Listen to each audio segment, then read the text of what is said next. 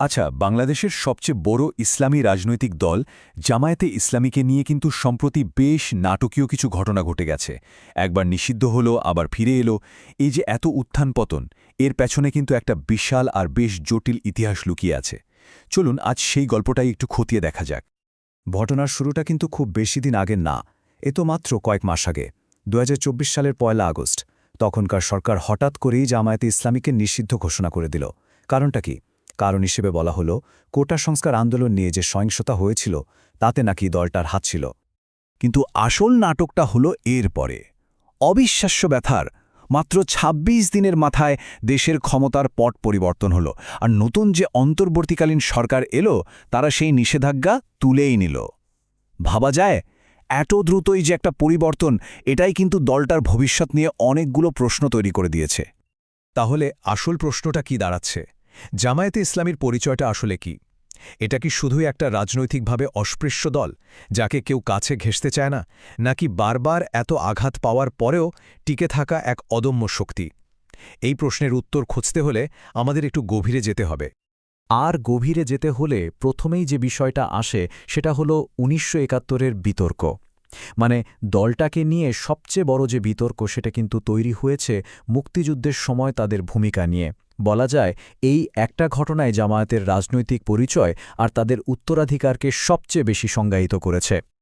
৭১-এর মুক্তিযুদ্ধের সময়ে জামায়াতের অবস্থান ছিল খুবই পরিষ্কার। তারা বাংলাদেশের স্বাধীনতার সরাসরি বিরোধিতা করেছিল। তারা ছিল পুরোপুরি পাকিস্তানপন্থী। ঢাকায় শান্তি কমিটি বানানো, প্রাদেশিক সরকারে যোগ দেওয়া, তাদের প্রত্যেকটা পদক্ষেপই ছিল মুক্তিযুদ্ধের চেতনার একেবারে বিরুদ্ধে।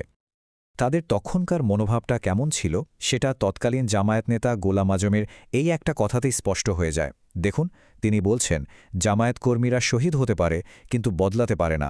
এর মানে হলো তারা স্বাধীনতা সংগ্রামীদের দেখত বিচ্ছিন্নতাবাদী হিসেবে, আর নিজেদের ভাবত পাকিস্তানের রক্ষক। এই একটা মাত্র অবস্থানই কিন্তু তাদের জন্য দীর্ঘমেয়াদী এক বিতর্কের জন্ম দিয়েছে। তো মুক্তিযুদ্ধ সময়কার ওই ভূমিকার জন্যেই জামায়াতের বিরুদ্ধে এত সব গুরুতর অভিযোগ ওঠে, যেমন বাংলাদেশের জন্মের বিরোধিতা করা, পাকিস্তানি আর্মিকে সাহায্য করা, আর রাজাকার আল বদর বাহিনী তৈরিতে যুক্ত থাকা। এই অভিযোগগুলোই কিন্তু কয়েক দশক ধরে দলটার রাজনৈতিক পরিচয়ের সঙ্গে একেবারে সেটে আছে। আচ্ছা, বিতর্ক তো গেল, এবার চলুন দলটার একেবারে মূলে যাওয়া যাক, মানে তাদের উৎস আর আদর্শটা কি।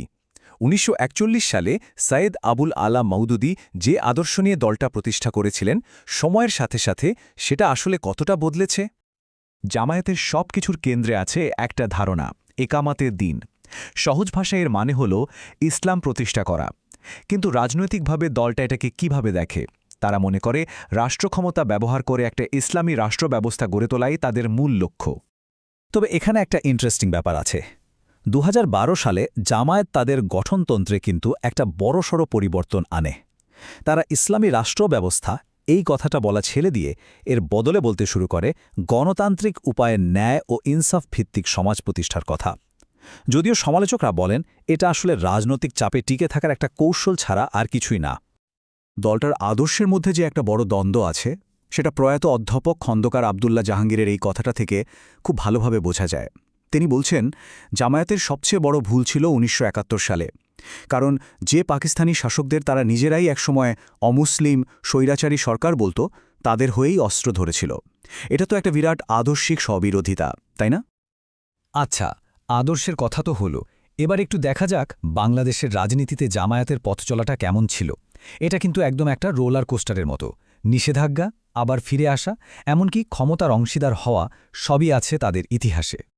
এই যে দেখুন, তাদের রাজনৈতিক যাত্রাটা আসলেই একটা রোলার কোস্টার। দেশ স্বাধীন হওয়ার পর ১৯৭২-এ নিষিদ্ধ হল, আবার ৭৯-তে রাজনীতিতে ফিরল।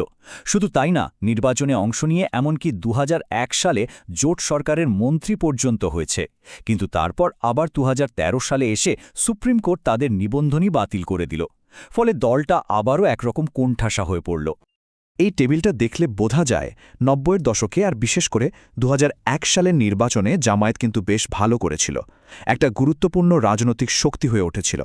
কিন্তু খেয়াল করে দেখুন, ২০০৮ সালের নির্বাচনের পর থেকেই তাদের জনপ্রিয়তা আর আসন সংখ্যা দুটোই একেবারে পড়তে শুরু করে। আর ২০১৪ সালের পর থেকে তো তারা নির্বাচনেই নেই। এই পতনটাই কিন্তু দলটার ভবিষ্যৎ নিয়ে একটা বড় প্রশ্নবোধক চিহ্ন এঁকে দেয়। আর সাম্প্রতিক সময়ে যদি দেখি জামায়াতের রাজনীতিটা মূলত একটা জিনিসকে কেন্দ্র করেই ঘুরপাক খাচ্ছে, সেটা হলো যুদ্ধাপরাধের বিচার। এই বিচার আর এর পরের চ্যালেঞ্জগুলোই দলটাকে সাংগঠনিকভাবে বলতে গেলে একদম নাড়িয়ে দিয়েছে। ব্যাপারটা শুরু হয় ২০১০ সাল থেকে, যখন যুদ্ধাপরাধের বিচারের জন্য আন্তর্জাতিক অপরাধ ট্রাইব্যুনাল তৈরি করা হয়। এরপর যা হলো তা জামায়াতের জন্য ছিল একটা বড় ধাক্কা। দলটার প্রথম সারির প্রায় সব নেতা ৭১-এর মানবতাবিরোধী অপরাধের অভিযোগে দণ্ডিত হলেন। এর ফলে কি হলো, তাদের কেন্দ্রীয় নেতৃত্বে একটা বিশাল শূন্যতা তৈরি হলো, আর সাংগঠনিকভাবে দলটা মারাত্মকভাবে দুর্বল হয়ে পড়ল। তাহলে সব কিছুর শেষে প্রশ্নটা কিন্তু এটাই এসে দাঁড়ায়, এত নিষেধাজ্ঞা, এত বিতর্কিত একটা ইতিহাস আর এত বড় একটা নেতৃত্ব সংকট, এই সব কিছু নিয়ে জামায়াতে ইসলামীর ভবিষ্যৎটা আসলে কি? আর তাদের এই যাত্রার মধ্য দিয়ে বাংলাদেশের রাজনৈতিক ইসলামেরই বা গন্তব্য কোন দিকে মোড় নিচ্ছে? এর উত্তরটা হয়তো সময়ই আমাদের বলে দেবে।